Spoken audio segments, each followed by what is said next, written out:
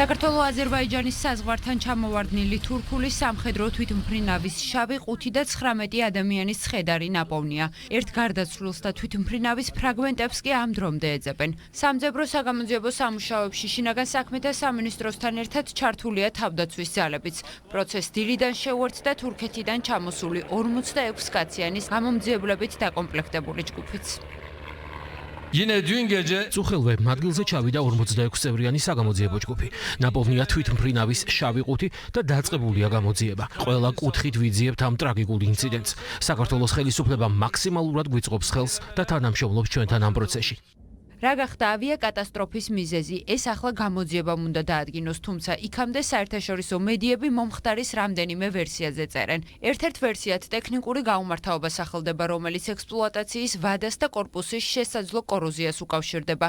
მეორე ვერსია კი ტვირთის არასწორად გამაგრებას, რასაც ტურბულენტობის ან მკვეთრი მანევრის დროს შესაძლოა შიდა დაზიანება გამოეწვია, თუმცა ეს მხოლოდ ვარაუდებია. არც ერთი ქვეყნის ოფიციალურ უწყებას ინფორმაცია არ დაუდასტურებია. საქართველოს მთავრობა მეზობელ სახელმწიფოსთან კოორდინირებულ მუშაობას აგრძელებს. შინაგან საქმეთა მინისტრისა და თავდაცვის მინისტრის ხელმძღვანელობით საკოორდინაციო შტაბი შეიკრიბა, რომელიც ძებნაშველის ოპერაციას ხელმძღვანელობს. შექმნილია საერთაშორისო საგამოძიებო ჯგუფიც.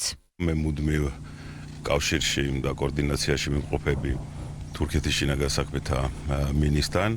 ჩვენ შევქმნით საერთაშორისო საგამოძიებო ჯგუფი, სადაც ჩართულები არიან ჩვენი თურქი კოლეგები, რომლებიც ტელეგრამის განმავლობაში იმყოფებოდნენ შემთხვევის ადგილზე და იღებდნენ მონაწილეობას საგამოძიებო მოქმედებებში. საავიაციო ავარიებისა და ინციდენტების გამომძიებელი ჩვენი ჯგუფი, რომელიც სწრაფად ჩავიდა საქართველოში C-130-ის სამხედრო სატვირთო თვითმფრინავის ჩამოვარდნის ადგილას, კატასტროფის ადგილზე მუშაობს საქართველოს ხელისუფლებასთან კოორდინაციით. ინციდენტთან დაკავშირებით ტექნიკური გამოძიების და შეფასების პროცესი გრძელდება და მოვლენების განვითარების შესახებ ინფორმაცია საზოგადოებას ეცნობება. 11 ნოემბერს საქართველოს აზერბაიჯანის საზღვრიდან 5 კილომეტრში ჩამოვარდნილი თვითმფრინავის ბორტზე 20 ადამიანი იმყოფებოდა. დაღუპულ სამხედროთა ვინაობა თურქეთის თავდაცვის სამინისტრომ გაასაჯაროვა.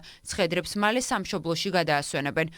მომხდარი ტრაგედიის გამო მეორე დღეა მეზობელ სახელმწიფოს უსამძიმრებს ოფიციალური თბილისი.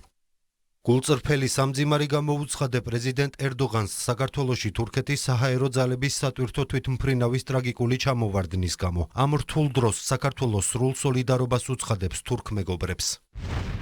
ვიზიარებთ თქვენს მწუხარებას. საქართველოში თურქული სამხედრო სატვირთო თვითმფრინავის ჩამოვარდნის შედეგად ადამიანთა დაღუპვის გამო ამ თავზარდამცემმა ტრაგედიამ უკიდურესად დაგვამწუხრა და რა თქმა უნდა უმძიმეს წუთებში თურქი ხალხის გვერდით ვართ. მინდა გამოვხატო ჩვენი მწუხარება საქართველოს ტერიტორიაზე ჩამოვარდნილ თურქეთის სამხედრო თვითმფრინავთან დაკავშირებით. ვიზიარებთ ამ მწუხარებას, გავართ ამ დღეებში თურქ ხალხთან ერთად ამ ტრაგედიის წინაშე. სამხედრო თვითმფრინავი, რომელიც აზერბაიჯანიდან თურქეთისკენ მიფრინავდა საქართველოს ტერიტორიაზე სიღნაღის მუნიციპალიტეტში გუშინ ჩამოვარდა. მომხდარზე გამოძიება სისხლის სამართლის კოდექსის 275 მუხლის მეოთხე ნაწილით დაიწყო, რაც საჰაერო ტრანსპორტის მოძრაობის უსაფრთხოების ან ექსპლუატაციის წესის დარღვევას გულისხმობს, რამაც ადამიანის სიცოცხლის მოსპობა გამოიწვია.